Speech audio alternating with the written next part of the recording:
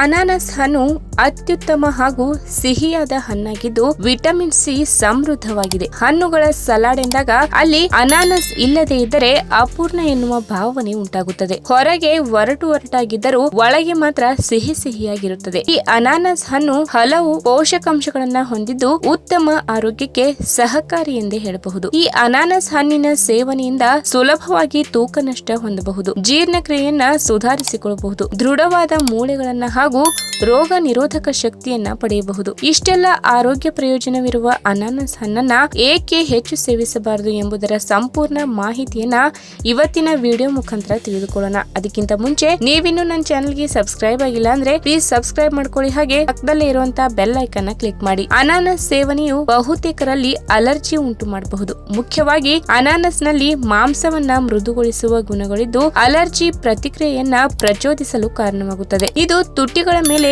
ಅತಿಯಾದ ಮೃದುತ್ವ ಅಥವಾ ಊತದ ಅನುಭವ ಉಂಟಾಗುತ್ತದೆ. ಗಂಟಲಿನಲ್ಲಿ ಜುಮ್ ಎನಿಸುವಿಕೆಯ ಸಂವೇದನೆಯನ್ನ ಅನುಭವಿಸಬೇಕಾಗಬಹುದು. ಕೆಲವರಿಗೆ ಅನಾನಸ್ ಸೇವಿಸಿ ಕೆಲವು ಸಮಯದವರೆಗೆ ನಾಲಿಗೆಯಲ್ಲಿ ಕಿರಿಕಿರಿ ಅಥವಾ ತುರಿಕೆಯಂತಹ ಅನುಭವ ಉಂಟಾಗುತ್ತದೆ. ಇನ್ನು ಅನಾನಸ್ನ ಮತ್ತೊಂದು ಗಂಭೀರವಾದ ಅಡ್ಡ ಪರಿಣಾಮವೆಂದರೆ ದೇಹದಲ್ಲಿನ ರಕ್ತದ ಸಕ್ಕರೆಯ ಮಟ್ಟವನ್ನ ಹೆಚ್ಚಿಸುವುದು. ಇದು ನಿಸ್ಸಂಶಯವಾಗಿ ತೊಂದರೆಗಳನ್ನ ಸೃಷ್ಟಿ ಮಾಡುತ್ತದೆ. ಈ ಹಣ್ಣಿನಲ್ಲಿ ನೈಸರ್ಗಿಕವಾಗಿಯೇ ಸಕ್ಕರೆ ಹೆಚ್ಚಾಗಿರುವುದರಿಂದ ಇಂತಹ ಪರಿಣಾಮವನ್ನು ಉಂಟು ಮಾಡುತ್ತದೆ. ಮುಖ್ಯವಾಗಿ ಅರ್ಧ ಕಪ್ ಅನಾನಸ್ನಲ್ಲಿ 15 ಗ್ರಾಂ ಕಾರ್ಬೋಹೈಡ್ರೇಟ್ ಗಳನ್ನ ಹೊಂದಿರುತ್ತದೆ.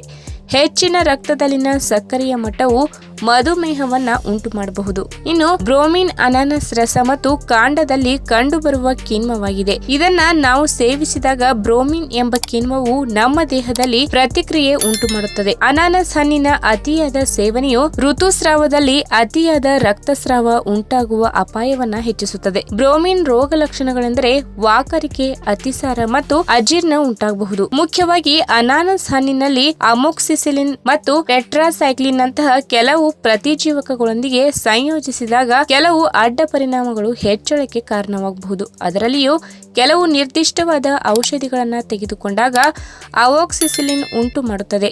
ಇದರ ರೋಗ ಲಕ್ಷಣಗಳೆಂದರೆ ಎದೆಯಲ್ಲಿ ನೋವು ಕಾಣಿಸಿಕೊಳ್ಳುವುದು, ಮೂಗಿನಲ್ಲಿ ರಕ್ತ ಸುರಿಯುವುದು, ಶೀತ, ಜ್ವರ, ತಲೆತಿರುಗುವಿಕೆ ಇತ್ಯಾದಿ.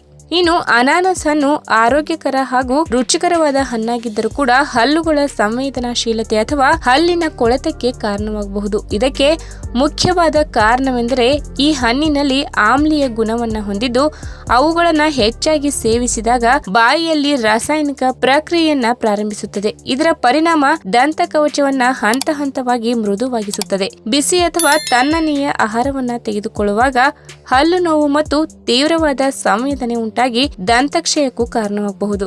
ಈ ವಿಡಿಯೋ ನಿಮಗೆ ಇಷ್ಟವಾದಲ್ಲಿ ತಪ್ಪದೆ ಲೈಕ್ ಮಾಡಿ, ಶೇರ್ ಮಾಡಿ, ಹಾಗೆ ನಿಮ್ಮ ಅನಿಸಿಕೆನ ಕಮೆಂಟ್ ಮೂಲಕ ತಿಳಿಸಿ.